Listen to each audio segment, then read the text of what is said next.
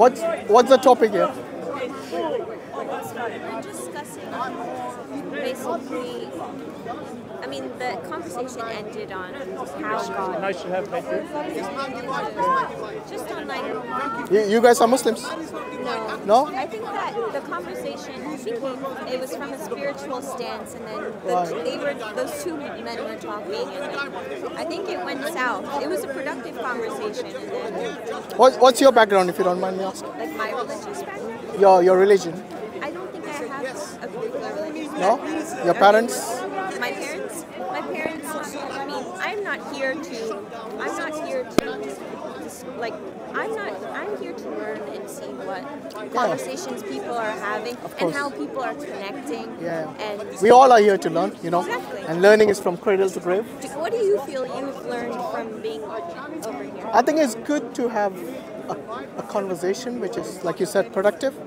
So normally we discuss about people's ideologies. Like, what is your view about maybe Palestine, or what's your view about God, or what's your view about generally treatment of other people, and kind of anything basically. Do you feel that people uphold, like when you observe people interacting, do you feel that they uphold elements of what they believe, or do you feel that We can't tell. We can only go based on what they tell us, isn't it? Yeah, so based on what they tell us, we can only judge based on that. We haven't seen their real life, like how they behave. Yeah. They might be the complete opposite of what they tell us. That's true. So, but normally, we get an idea. For example, the reason I asked you about religion is because I'm a Muslim. Yeah, and we have very few people come from the Hindu background here. And it's one of the topics that I actually like to explore and discuss. Yeah. I'm not a Hindu, so I wouldn't be the right person to have that conversation with. Yeah. I mean, surprisingly, I haven't met many. I don't think I've met many Hindus here. I mean, I haven't. Not anyone who has self-identified, but Actually, they don't come here. I don't know why, but very few do. Who's very interesting? Some of the people who have been the most interesting for us to talk to was that guy wearing the Satan mask. Have you spoken to him? I haven't, but my friend spoke to him. Yeah. I think he's from a Sikh background. I don't know. He didn't share his belief with us. So he did share his belief last time when my friend spoke to him. Yeah. Yeah. But I think the reason when people ask him, why do you wear that mask? Yeah. He just says to get people's attention. Yeah, and it works. So have you spoken to him? We have. We spoke What did he, I don't know, what did he say? Well, I think he was representing the people here. He's representing. He's not representing religion. He's representing the behaviors of people. He's representing what he's observing and saying, if you move away from love, compassion, respect, then you're doing Satan's job. Yeah, you're doing Satan's job. And not that he actually believes in Satan. It's more so that he's showing people, like it's like he's being a mirror of how you're engaging, what you're bringing, who are you really? And because we saw people come up to him, screaming at him, and they say someone's he's going to Jannah. He's going, but they have the same someone's people. entitlement. What makes that individual the ability to tell someone? I don't think anyone can judge where people are going. That's what it's like having a conversation. But look, I think you will agree with me that the first impressions do count. So if somebody's portraying themselves as a Satan, then people will judge him accordingly. And that's human nature, isn't it? That's what he's doing. He's trying to, first of all, it goes both ways. He's trying to be the mirror. So he's trying to be the mirror of every single person. I feel every single person is everyone's judge. He's a test. He's a test where when you see him with your religious beliefs, whatever beliefs people have, right? When you're confronted with that, the question is, how am I going to choose to interact with somebody like that? Is it going to be a place of can I still have love, or not even love, can I still have respect for someone? Or should I, because he's the example of you judge someone on their, I think most religions say you shouldn't judge a book by its cover. You get to see what's in between the cover. But I think he's asking for it. No, but when you dress, when you're going to dress as someone who is, let's say, of a bad character, so you might be a woman who cares for your modesty. Now, if you're going to dress immodestly, people will judge you accordingly, right? You can't then dress immodestly and tell them, I am advocating for modesty. You see what I mean? No, is the complete opposite of what you're trying to portray. But I think Advocating for it's Satan either. He's trying to say. Well, if you dress like a Satan, people will judge you But accordingly. that's the point. But right? that's the thing. When you come here, right, and you're engaging in conversations, Yeah. there should be a level if you're having conversation. If Yeah. I'm having conversation with you, I can't just look at you and talk to you from that level. I have to have a conversation beyond that, or else there's nothing productive that happens. I was talking about the first impression. I understand. Okay, But so when people, react beyond the first yeah, no, I agree. We shouldn't judge a book by its cover. Yelling, So it's not we acceptable. are agreeing with each other that we Yes. shouldn't judge someone Yes. by their looks and Yes. so on. But you see, people without even speaking, They do. they have to, because that's human nature. That is but Like she's the complete opposite of that guy. I think everybody here is a bit performative. You know, people standing. I don't know how many people who I say who are saying something provocative. I question how much they even believe what they're saying, or is it more so because they get a reaction out of you, right? That is what they want, I think. Exactly. It's provocation in her case. It's provocation. And in his case, it might be a slightly less level. I think it's more philosophical. In Yeah, that case. he wants you to get the attention to speak to him. Exactly. Because if he just stood there, Yes. then maybe he's thinking nobody will speak to me. But he could have always approached someone. Like Somewhat of peace, calmness, and education, and being mindful of another. And it goes back to the point: you can have respect without seeing eye to eye. Yeah, you have to have be- respect without yes. having the same. I totally opinion. agree with you. Yeah. Yes. And I think with him and her, the biggest difference is he allows you to take it To have your a own conversation. initiative, come into Oh no, I it, wouldn't see compare him to her. Exactly. Yeah, even though he's dressed like a Satan, Yes. he's not acting like one. No, because She's in the mode of a Christian missionary, but she's not acting like a Satan. The complete opposite. How they admit themselves and how they communicate. And the difference with that guy is he came to someone and gave they're upset with what she's saying, Yeah. but then they're participating, and it's the same level, like low level of behavior. You're not. It's provocation. It's provocation. They want to get a reaction from people, Yes. and maybe that makes them happy. I don't know. Yes. It's some void they want to fill in. Yes. You know, they might have some emptiness in there. Yeah. But anyway, let's. I kind of the reason I approached you is to ask you, what are your thoughts about our Creator? Do you believe in such a entity that has created this universe? Have you thought about it? I think that I'm from the stance where I'm still learning from the world, and I feel that I don't necessarily have a solid answer of.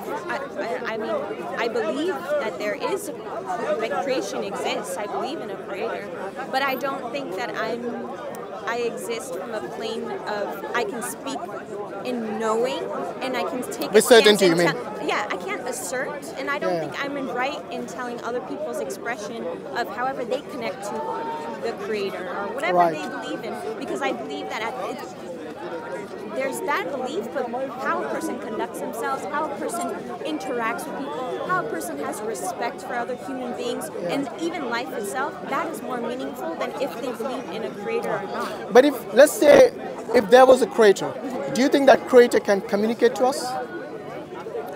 I mean, I think that's a good question. I think perhaps a creator would communicate to us in various forms. I think it would be an expression of existence. Yeah, not only that, I mean, people have different morals.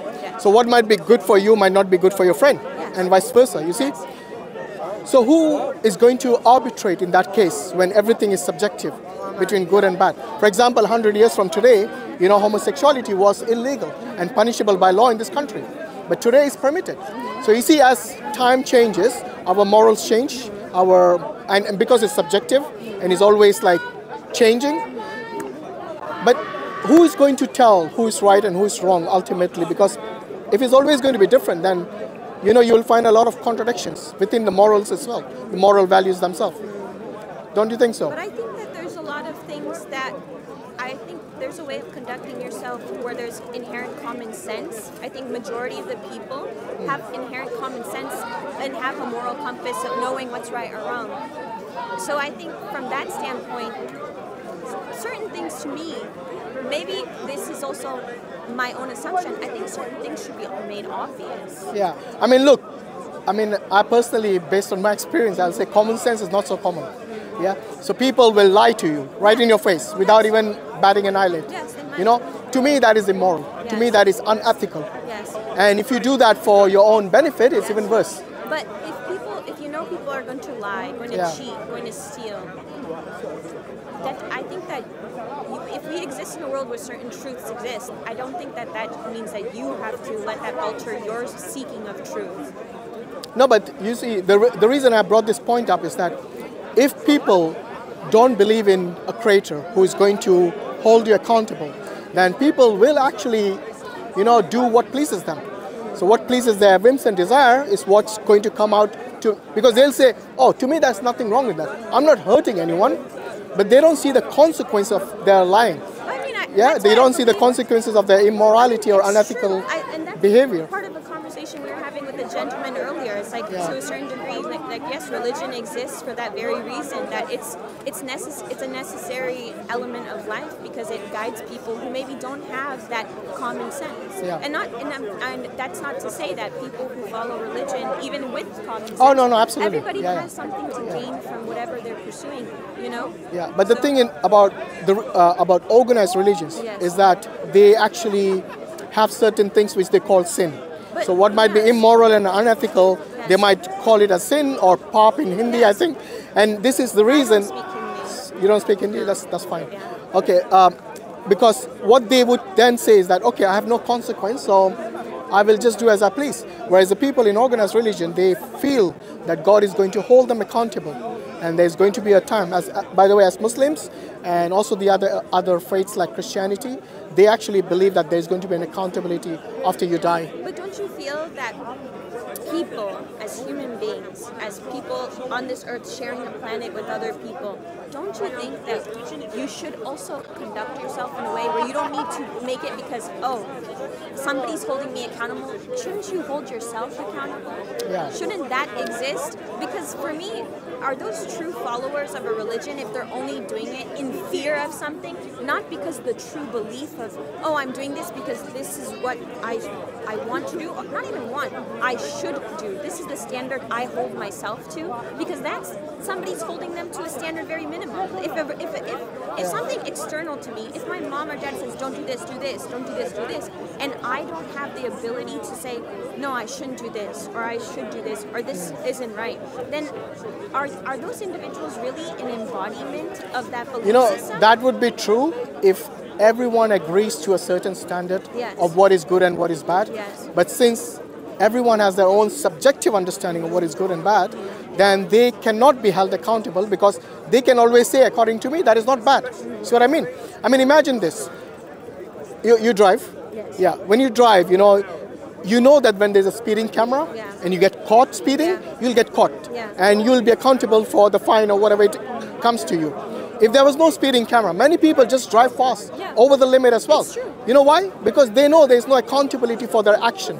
So the people will always, when there is no accountability, they'll choose to go beyond that red line. You see what I mean? But I don't think I personally can't say how many percentage of people I know who hold themselves accountable. I do think yes, there's rules and regulation put in place to guide people for a reason. But I can't say that I think every person is going to drive through.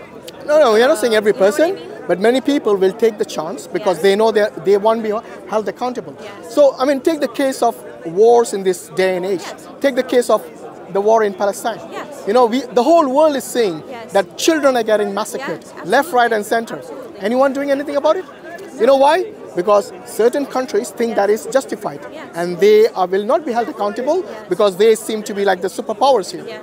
So this is what I'm saying. Even the world, when it's blatantly wrong, they will choose to continue doing the wrong, even killing babies in cold blood.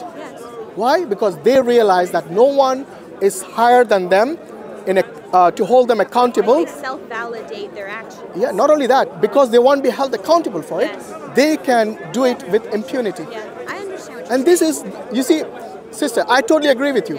We should have certain, accountability within ourselves, to question ourselves. When you look in the mirror and you see yourself, you should be ashamed of the bad things you have done. But there are people who are beyond that. They don't care. And that's the reason I say there must be someone higher to hold them accountable, even if they are the superpower. Because one day, on the day of judgment, they're going to stand in front of God.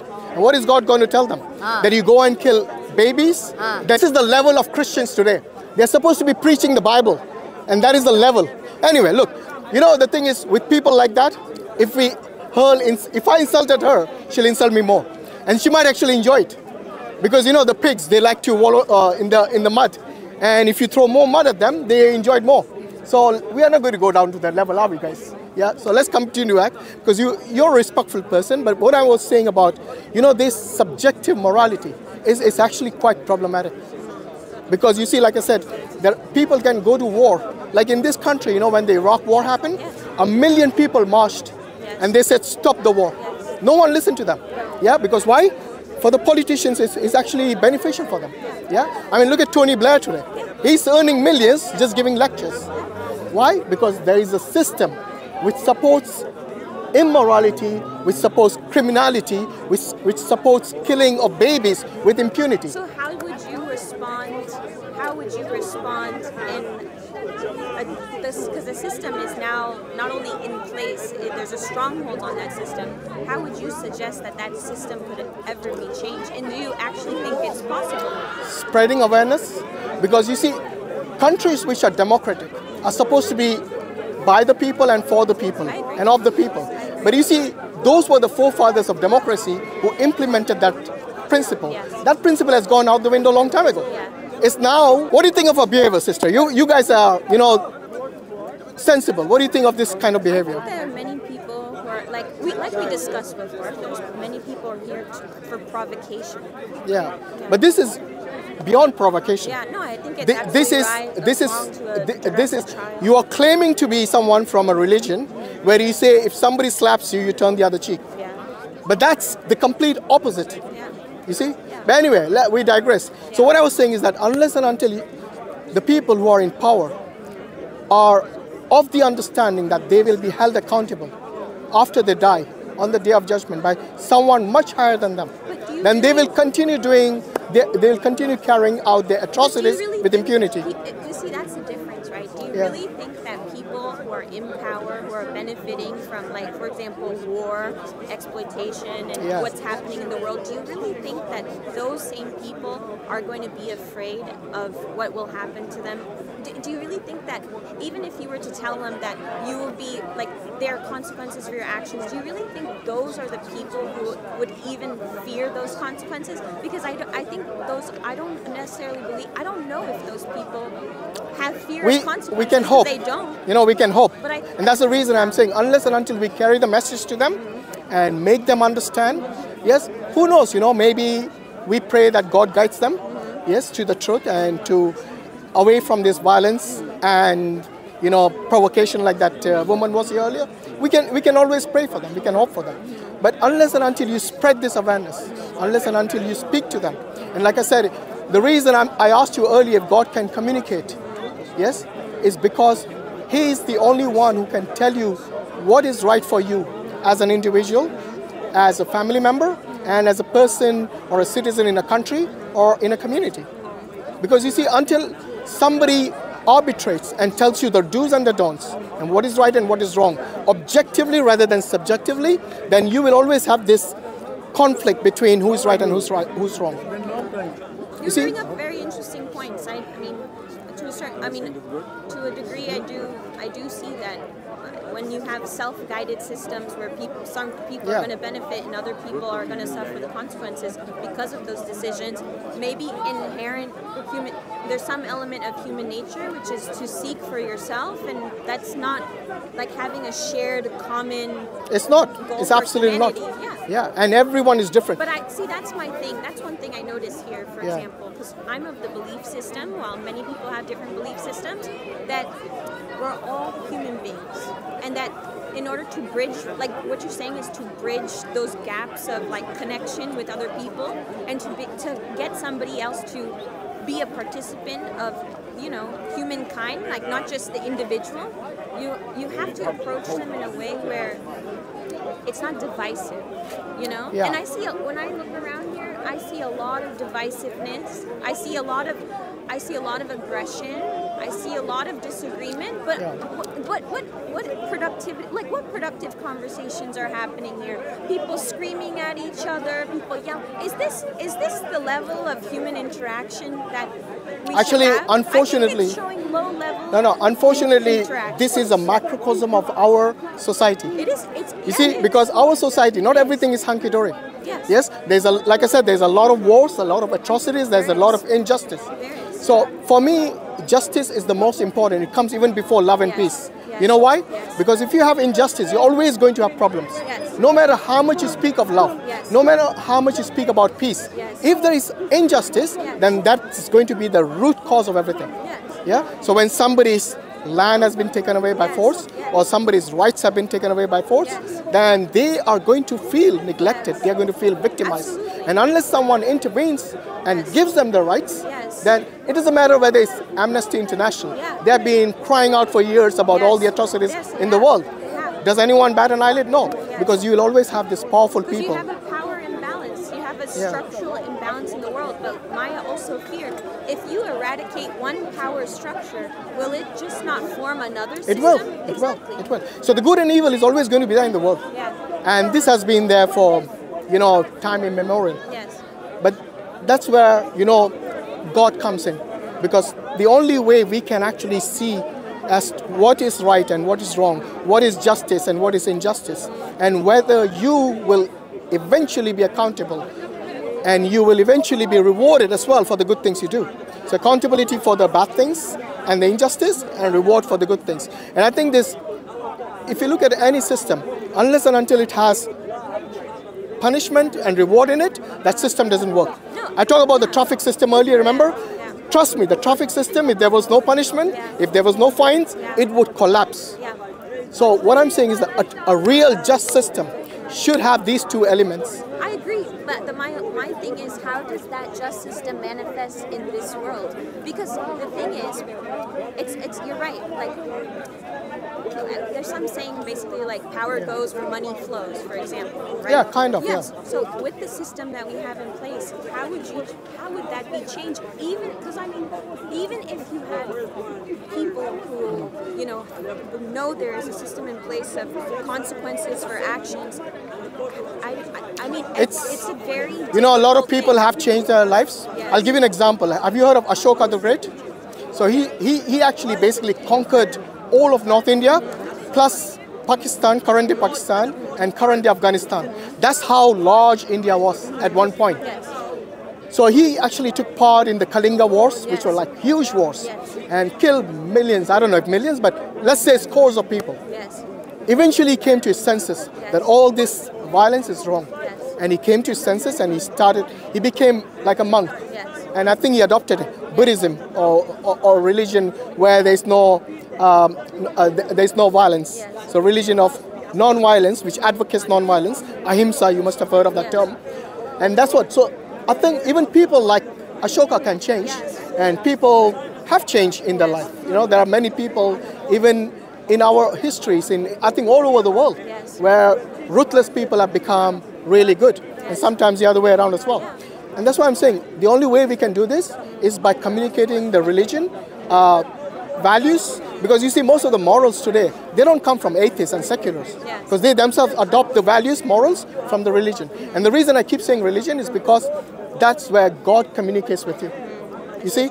And this has been always the case. The good and evil is always there.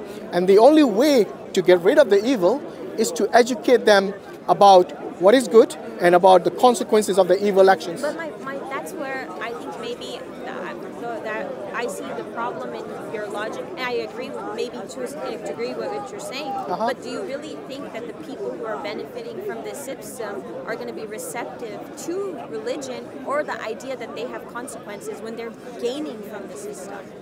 They are actually. A lot of people do change, like I said. Their lifestyle changes completely. But when we talk about the structure of the world, those people... We can't expect everyone to change, obviously. And I'm not advocating that everyone changes just because you speak to them about good things. If that was the case, then a lot of good teachers and gurus who went in the past, they would have changed the world, but they couldn't. Yeah, exactly. So the only way you can do this is like first recognize that you have a creator. And that is the key point. Because unless and until you do that, you will not see the consequence of your actions being you being accountable for them. It's like the camera, in the traffic lights. Sorry, in the traffic system.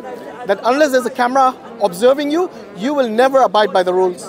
The only way is because now you know that your actions are going to be accountable on that day of judgment. And that's where God comes in, you see, because no one can say they are more superior.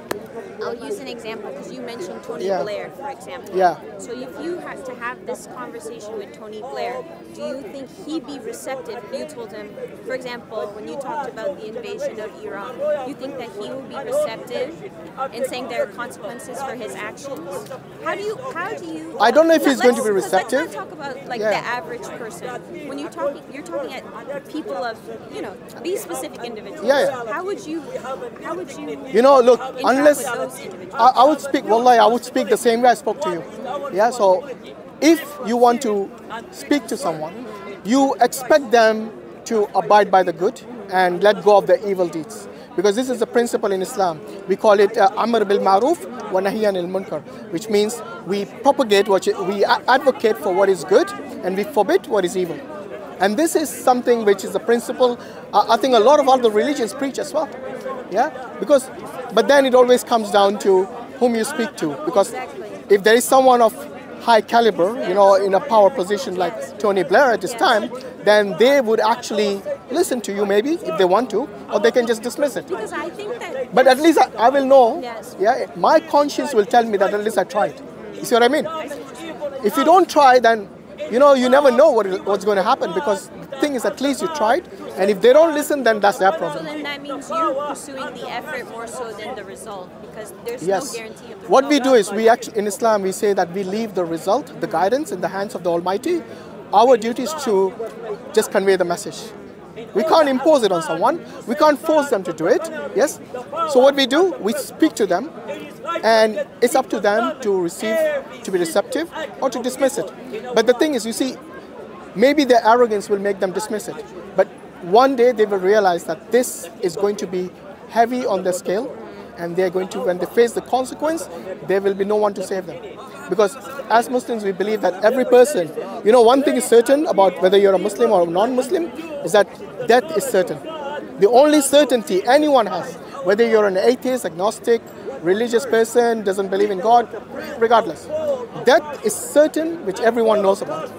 Now, if God is real, and if the angels are real, and if there is a real heaven and hell, and there's real consequence, then those people who say that there is no God, yes, and we can live our life the way we want, those people will then have to take a huge risk if the reality kicks in and they realize that what we have done is not based on obeying God, but based on obeying our own whims and desires. Remember I told you earlier, everyone thinks they know what is right. Like that lady who came screaming about her religion, she thinks that action is right for her. Many Christians would probably be disgusted by that action. It's not only us to whom she is actually saying this, but many Christians will be disgusted. So you see, people will always do this because they know they're right.